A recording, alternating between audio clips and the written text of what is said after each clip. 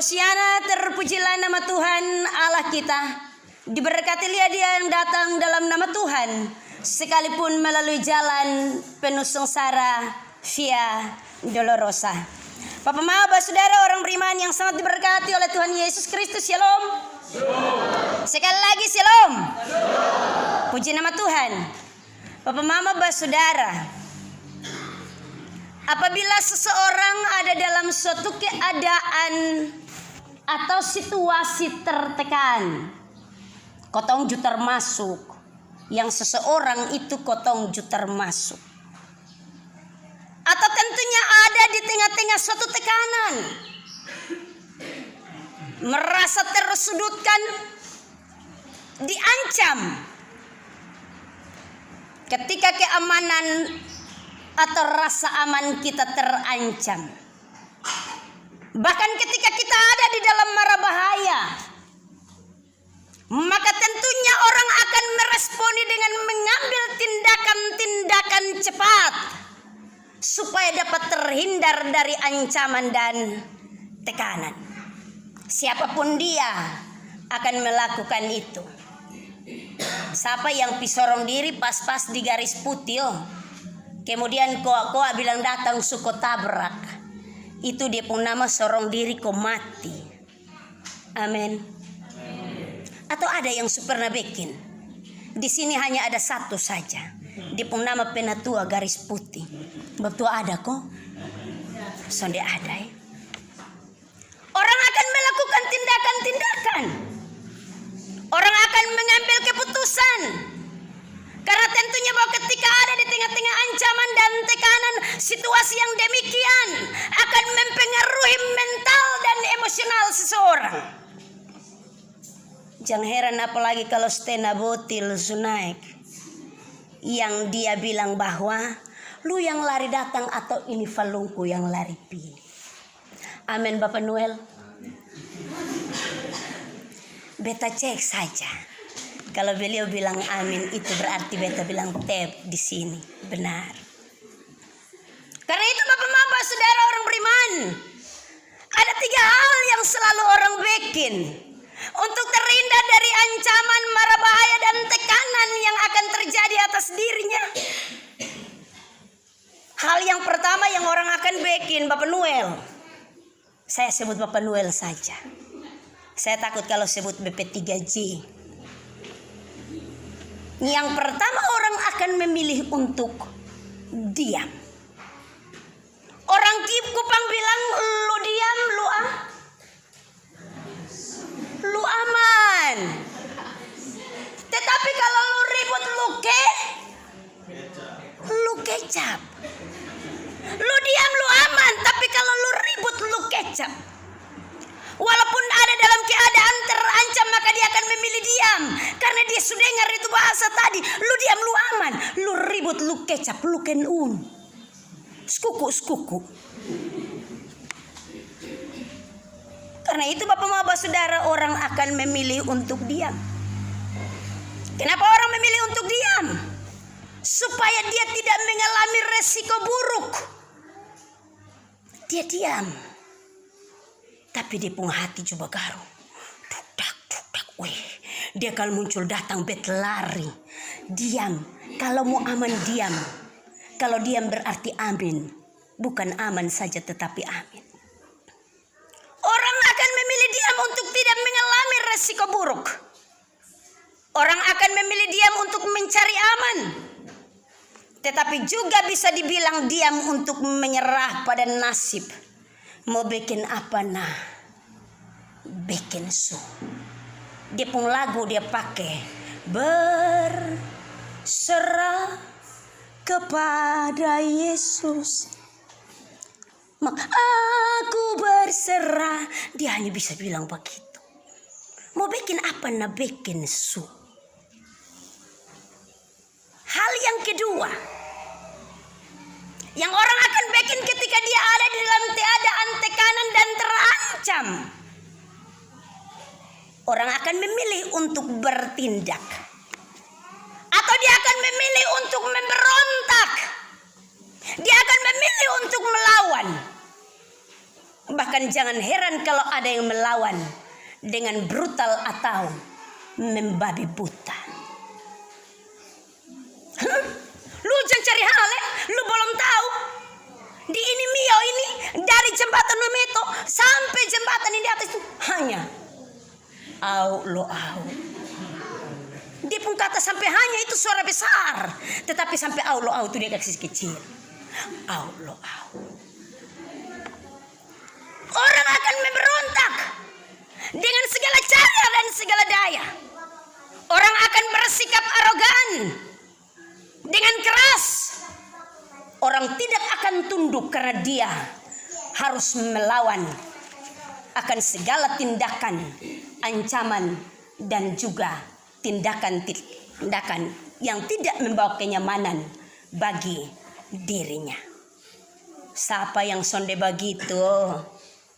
Bapak Misa kalau orang setunjuk biji mata, berani bilang, Tuhan Yesus berkata, berdoalah bagi musuhmu.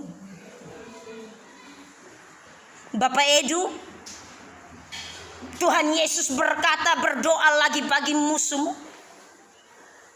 Dalam keadaan yang begitu son pakai, orang akan memberontak dan melakukan perlawanan.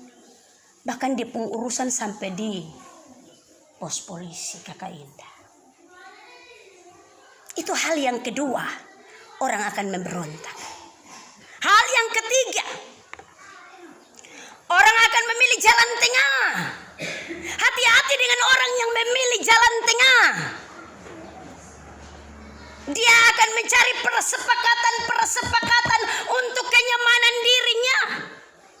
Dia akan mencari persetujuan supaya dia aman. Bahkan orang akan berkompromi. Hati-hati dengan model orang yang seperti ini. Ini tipe orang yang mau dibawa kemana saja dia supi. Orang yang akan mencari titik aman untuk dirinya. Kemana arus deras air mengalir ke sana dia akan terbawa. Alias dia akan beo. Dibilang beko bapak sah. Yang bapak omong itu betul. Mari kau potong omong bapak dulu bapak Jangan sampai di pos polisi bapak Aduh bapak di urusan rumit bapak. Kotong cari di jalan keluar sama-sama. Kepala dingin bapak, hati tenang bapak. Orang akan bikin begitu. Dia akan mencari jalan tengah. Bahkan dia akan bilang dari kakak sah, beta mana-mana sah. Alias ada enak di mana dia lingkar di situ Bapak Nathan tabun. Ada enak di mana dia akan berupaya untuk lingkar di situ. Yang beta omong ini lingkar untuk cari aman, bukan lingkar untuk stena botil jalan-jalan. Betul kok Bapak? Dia akan lingkar di situ supaya dia tenang dan aman. Yang penting aman. Bapak Mama, Bapak Saudara, orang beriman yang sangat diberkati oleh Tuhan Yesus Kristus. Itu ketiga hal tentunya yang terjadi ketika orang berjumpa di tengah-tengah ancaman mara bahaya dan tekanan atas dirinya. Diam, memberontak, dan kompromi. Yesus tentunya diperhadapkan dengan kondisi atau dengan keadaan yang sedemikian. Kata firman Tuhan, pada waktu itu datanglah beberapa orang Farisi. Ketika Yesus akan berjalan menuju kepada Yerusalem, berjumpa dengan apa yang diamanatkan Allah Bapa kepadanya, yaitu berjumpa dengan penderitaan dan kematiannya. Orang Farisi bilang, lu jampi telupi itu telu kecap, skuku, napa sih dosan kastinga? Ini kotong ngomong pakai pengertian kotong pembahasa di Mio. Bapak Mama, Bapak Saudara, orang beriman. Tetapi di pembahasa Alkitabiah bilang, pergilah tinggalkanlah tempat ini karena Herodes hendak membunuh engkau. Dalam hal ini Bapak Mama bisa saja ini merupakan motif untuk melemahkan Yesus, untuk menjatuhkan Yesus, bahkan dia terancam dalam hal ini. Dia ada dalam keadaan bahaya. Tetapi tentunya Bapak Mama, saudara orang beriman, bahwa ancaman ini tentunya tidak membuat gusar hati Yesus, ataupun membuat dia berlari meninggalkan misi Allah yang sudah ditentukan baginya. Dia sonde pakai lagu mengundurkan diri, jalan terbaik bagiku. Kalau kotong bisa lagu geser-geser, kotong rubah bikin ondor. Bukan geser-geser. Karena kalau kotong merapat maka lewat. Dia tidak menjadi seorang pengecut. Tetapi dengan keras Yesus memperingatkan mereka, pergilah dan katakanlah kepada serigala itu. Apa mau saudara orang beriman? Kenapa sehingga Yesus membahasakan pergilah kepada serigala itu? Yesus sendiri sementara menggambarkan sifat, karakter, dan tabiat Herodes. Tetapi juga Yesus menggambarkan kehidupan dan tabiat orang-orang berdosa. Serigala atau rubah adalah suatu gambaran yang sangat menakutkan. Hewan yang suka merusak. Simbol yang tidak berharga dan tidak penting. Dan suka merusak.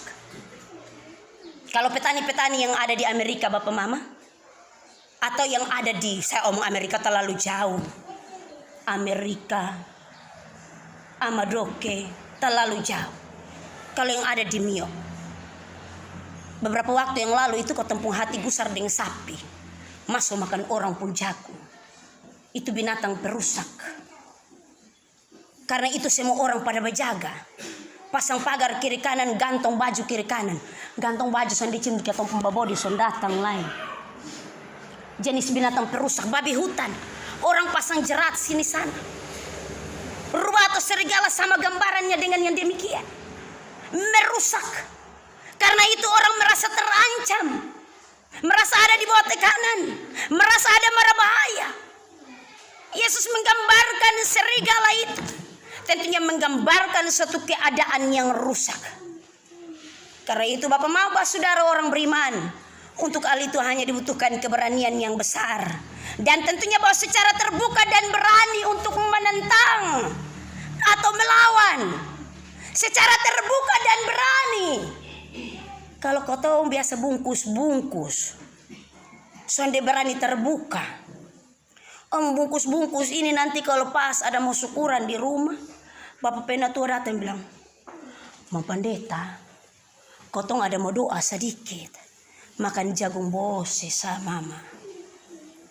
Itu yang melemahkan kotong. Akhirnya kotong dicap atau mendapatkan statement sebagai kabupaten miskin ekstrim. Karena kotong suka yang bungkus-bungkus. Sono tak buka. Makan daging, makan pakai daging. Tetapi dia datang ke store makan jagung ketemak dan daun pepaya. Begitu kotong habis doa makan, ke Penatua bilang, kami persilahkan pendeta dengan majelis, mari ke kotong makan bersama. Begitu kotong masuk, ini meja pun panjang. Dia mulai dari ikan, telur, daging ayam, daging kambing, daging babi, daging sapi. Semua dia ada habis. Padahal dia datang undang, dia bungkus. Ketika kotong bungkus, maka orang sana akan tahu kotong pun isi hati. Benar bahwa itu tanda kerendahan. Tetapi tentunya jangan sampai dibungkus. Dan keadaan terbuka untuk melawan. Itu yang tentunya disampaikan oleh Yesus. Dia tidak membungkus untuk menjaga perasaan orang Farisi ataupun Herodes sebagai penguasa ketika itu. Kalau kotong ngomong mesti pakai perasaan. Hanya karena diingat. Kalau Meriam Belina bilang perasaan insan sama. Amin. Kita pakai perasaan. Orang su bikin salah, buat keliru, bikin sonde batul. Tetapi dia bilang jangan. Jangan lari, kita kasihan sebentar kau dong bangun lari semua lain. Omong jaga orang pun perasaan. Useh. Tak lalu jaga perasaan itu ju sonde baik Bapak Mama. Bahkan kotongnya akan terluka. Nanti pulang baru menyesal setengah mati. Tadi bet ngomong dia begini, mai. Untung sah. Itu ada di kita. Kotong jaga orang pun perasaan, jaga orang pun hati. Tetapi apakah dia juga demikian? Yang Yesus lakukan adalah terbuka dan melawan. Dia tidak melihat siapa yang berhadapan dengan dia. Kok sama juring betai? Kotong omong sah. Mama saudara orang beriman yang sangat diberkati Tuhan. Kenapa sehingga Yesus melakukan hal yang demikian? Karena tentunya bahwa Yesus sudah tahu benar bahwa ia akan mengalami nasib yang sama seperti para nabi terdahulu sebelum dia. Sehingga kata firman Tuhan, tidakkah seorang nabi tidak akan mati di Yerusalem? Yesus sudah tahu. Karena itu biar dia jaga pun, dia tidak akan terjaga. Ketika dia tidak menentang pun, dia akan terancam. Ketika dia tidak melakukannya pun, dia akan menuju kepada Yerusalem untuk kemudian melaksanakan apa yang Allah amanatkan bagi. Yesus sudah tahu benar. Dia pun nasib akan sama. Dia tidak hanya rela untuk membuka diri kepada mara bahaya itu, tetapi tentunya dia berdoa untuk para penganiayanya dan bagi mereka yang menolak para nabi yang berbicara di atas nama Allah. Itu yang Yesus buat. Mama saudara orang beriman yang sangat diberkati oleh Tuhan Yesus Kristus. Tetapi tentunya bahwa dalam hal membuka diri itu, Yesus bukan hanya melawan tanpa alasan. Dia juga mengatakan untuk kemudian akan memulihkan perlawanannya. Hari yang ketiga aku akan selesai. Sebenarnya dia mau kasih tahu orang Farisi, Herodes, bahwa misinya adalah untuk kemudian dia akan memulihkan semua keadaan menjadi baru. Papa mama saudara orang beriman yang sangat diberkati oleh Tuhan Yesus Kristus. Yesus bukan saja sementara berjalan untuk melawan ancaman, tetapi Yesus sementara berani untuk menghancurkan setiap ancaman yang ada pada dirinya. Dia berani untuk memulihkan. Yesus sendiri telah melihat kehancuran Yerusalem yang akan datang. Suatu konsekuensi yang mengerikan bagi semua orang yang menolak dia dan juga yang menolak pesan penyelamatan yang dibawa olehnya. Hari ini kita ada di minggu-minggu sengsara Tuhan Yesus Kristus yang ketiga. Tetapi juga kita akan mengalami suatu kebangkitan Tuhan. Hari ini akan ada mujizat Tuhan. Hari ini akan banyak keajaiban-keajaiban. Tuhan memilih seorang penatua antar waktu kaum Bapak teritori 2, Bapak Tefilus Asban. Tetapi juga Tuhan memilih seorang rukun dalam Rayon 6. Tuhan memilih panitia penabisan rumah Tuhan Immanuel Mio. Kita semua sementara diperhadapkan bukan hanya dengan tanggung jawab yang besar, tetapi kita akan diperhadapkan dengan ancaman-ancaman yang akan datang. Ingat bahwa ancaman itu bukan datang hanya dari luar. Ancaman itu akan datang dari diri kita sendiri. Ancaman itu akan datang dari sekitar kita, keluarga kita, istri anak-anak kita, orang-orang di sekeliling kita. Bisa saja berbulu domba tetapi berhati serigala. Siapa yang tahu? Nanti nih muka begini Bu lihat. Pendeta kalau senyum itu manis Bu. Mabu bolon tahu dia pun hati. Bak orang bak adas bagaru. Nanti dia pun bibir omong lain. Tetapi dia pun hati sementara merancangkan lain. Dia pun otak tak putar untuk kemudian dia raba dan bikin lain untuk menjatuhkan kita. Amin. Jadi jangan kira jadi penatua itu gampang. Jadi rukun itu gampang.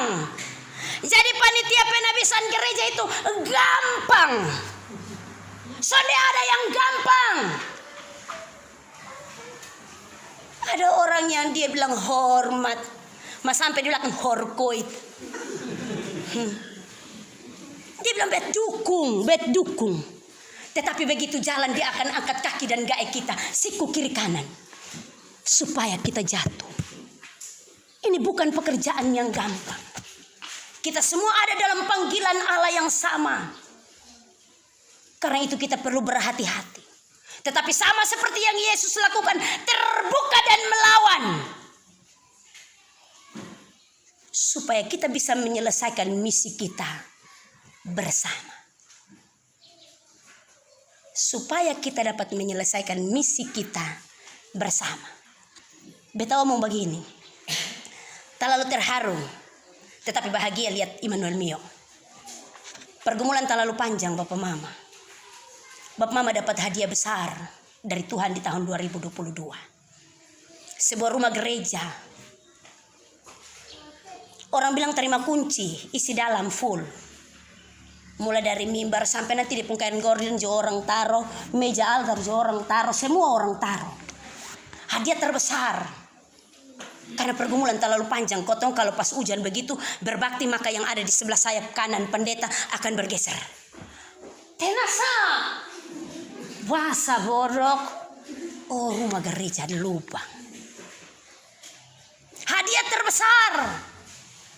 Tetapi ini butuh kekuatan yang maha hebat, butuh keterbukaan yang luar biasa, butuh kesatuan hati dan kekompakan, berani untuk bertindak seperti apa yang Yesus buat. Hari kerja beta lihat semua datang. Mulai dari yang anak-anak, mama-mama, bapak-bapak, om-om, semua ada. Itu kekuatan yang ada pada kita. Ingat, itu kekuatan yang ada pada kita. Bukan karena kita memiliki segala sesuatu, tetapi kekuatan terbesar yang Allah taruh dalam diri kita. Itu yang membuat kita kuat untuk bekerja bersama-sama. Memperingati minggu-minggu sengsara. Ada yang bilang mempendeta kotong sengsara betul Kalau molen son jadi na mesti campur. Pikul batu, pikul kayu. Itu bagian dari makan puji kok Bapak Penatua. Tetapi hanya karena itu kekuatan yang besar dan hebat. Papa Mama Basudara orang beriman. Yesus dalam karyanya lebih besar dari ini gedung gereja Immanuel Mio.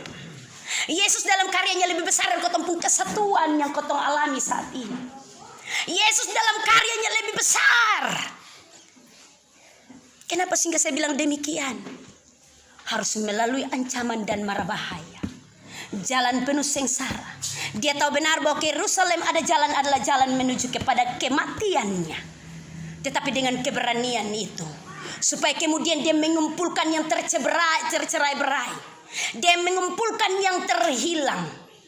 Dia memulihkan kembali keadaan kita. Minggu-minggu sengsara ini membawa kita untuk kita merenungkan benar. Kita merenungkan dengan baik. Bahwa ketika kita berani untuk bersuara dengan terbuka demi menegakkan suatu kebenaran, maka kekuatan besar itu akan muncul dalam diri kita. Jangan sampai kau takut untuk omong kebenaran Karena pas begitu khotbah itu omong tentang dosa mabuk, jadi pas mau omong begini dia bilang, Bapak Mama minta maaf, mabuk itu Tuhan sudah larang. Karena alkohol itu baik untuk kesehatan. Tapi minum sedikit-sedikit saja. Atau sedikit-sedikit minum. Kalau minum sedikit-sedikit itu baik untuk kesehatan Bapak Noel. Tetapi kalau sedikit-sedikit minum itu Pak Beni berbahaya. Bapak Nathan ingat berbahaya. Mau untuk menyatakan kebenaran dengan kekuatan yang Tuhan berikan bagi kita. Supaya kebenaran itu dimunculkan. Dan kita tidak terancam dalam tekanan dan mara bahaya. Bapak Tefilus, jadi penatua itu pengalaman. Tetapi berhadapan dengan kondisi dan situasi itu dibutuhkan bukan saja pengalaman, tetapi kekuatan yang ekstra. Berani untuk mengatakan kebenaran, maka kita akan melihat pemulihan-pemulihan terjadi. Bapak-bapak, saudara orang beriman yang sangat diberkati oleh Tuhan Yesus Kristus. Yesus sementara berjalan ke Yerusalem, berjumpa dengan tantangan dan kematiannya.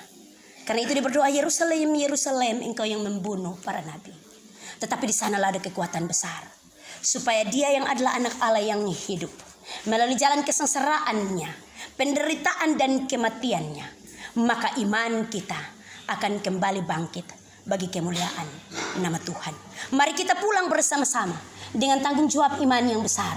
Bukan hanya karena sebagai penatua, bukan hanya karena sebagai rukun, bukan hanya karena sebagai panitia penabisan rumah Tuhan, tetapi sebagai orang-orang yang beriman, yang berjalan dalam kebenaran Tuhan yang sesungguhnya.